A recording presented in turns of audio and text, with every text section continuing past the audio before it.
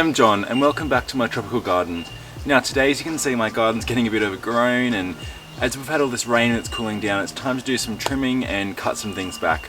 Also, I'm going to go through and be harvesting a few of my tropical fruits that I have grown. Come and spend the morning in my tropical garden with me. So I'm going to start here around the fountain, and I love this purple plant. It's really cool. It's like a Persian something, I can't remember the name. So I love this purple plant, but it is getting a bit overgrown. It's covering my fountain a little bit here, and it's just kind of coming out over the path. And there's a few plants along here actually that you can see. It's my kind of main way to access the fire pit area and my cabana, and I just need to give these a bit of a trim, just so there's some more space to get through.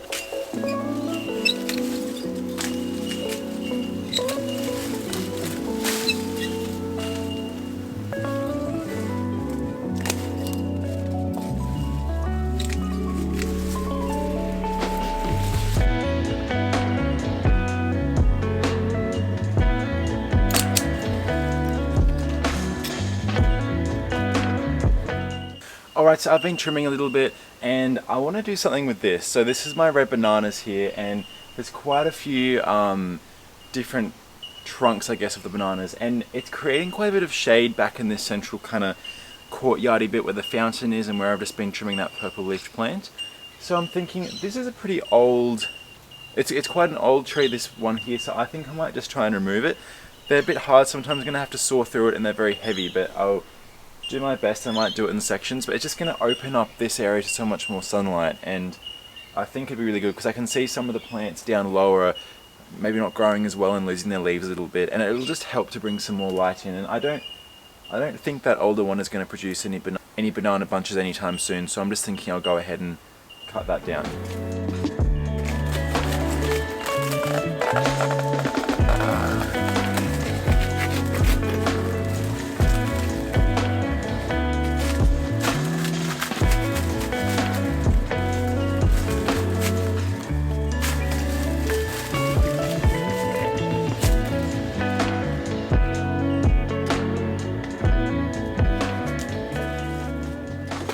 No, I think that's a bit better. The reason I was being so precious about that is because that in between the banana, where the banana leaves join the trunk, it's like an onion. It's all these different layers, and it was full of like mini baby spiders and ants. So I was like being very careful not to get too close. That's why I was like leaning back. But I think even just taking that really big branch off really helps a lot to let some more sun in. I think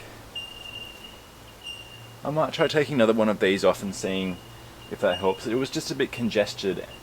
And even taking that massive branch off has made a big difference already.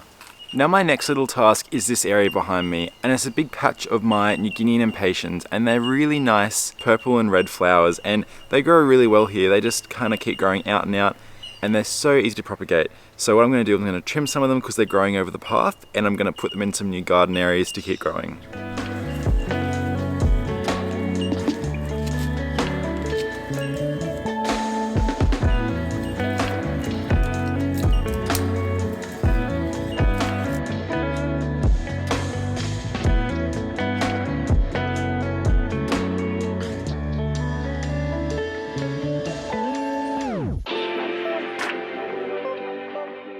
So now this is just as simple as grabbing these impatiens, just like this, and literally just sticking them into the ground, and they'll grow a whole new plant.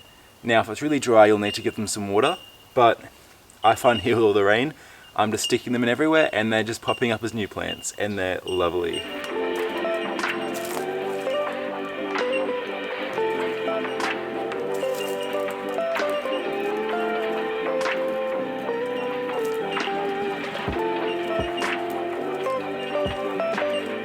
Now when I'm planting these, I like to put a couple in because not all of them will end up propagating themselves and growing roots. So it is important just to remember that you're better off just to put a few little different cuttings in, and they'll probably take a few weeks. Another thing to note is that New Guinea Impatiens, they at least like some kind of warm weather. If it's too cold, they'll die. They are from New Guinea after all. But they're nice. I find here, I'm just north of Sydney, they grow all year round. They flower pretty much all year round, so it's really nice with some colour here, and they last for years too. They don't just die after a season. They also do like a fair bit of sun. I wouldn't say full sun. They do survive in full sun, but on a warm day they will all droop and they won't be that happy. So partly sunny, shady, not as long as it's not too shady, they'll go well. So let's move on down to where I grow some of my pineapples. So as you can see, they're in the bromeliad family and they grow out the top of a plant like this. And basically I just pulled this one, this very nice ripe pineapple, literally right off there, and it may look like it's from the supermarket, but funnily enough this is just how they grow in nature, and it, in my experience, is one of the plants that actually, it's one of the fruits that actually grow really nicely and looks amazing. And this is very ripe. As you can see, they're green and they start to get a bit of yellow, and once they turn more yellow I pick it, and then this, you can smell it, it smells so sweet and I'm so excited to try it. It's actually my first pineapple I've ever grown, so I grew all of these from pineapples from the supermarket. So I found some that I like.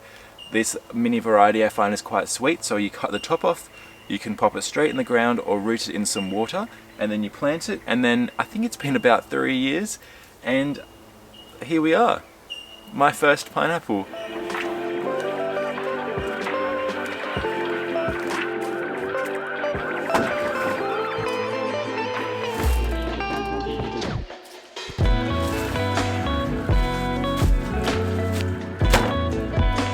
So here we go, the moment of truth. I have my first pineapple that I've ever harvested, ever grown myself, and it is nice and ripe. It's got that lovely orangey yellow color, and it smells so sweet and delicious, and I'm just gonna get right in. So I'm gonna cut the top off, and who knows, I might propagate this and plant this top and it'll grow a whole new pineapple. I'll only have to wait about 3 years. So I'll cut this off. I might cut.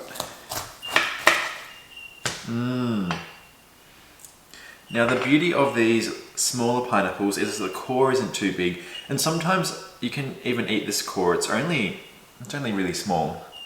But for now I'm just going to cut the outside off.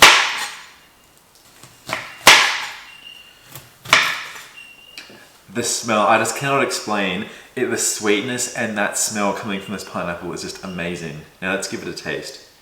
Another smell.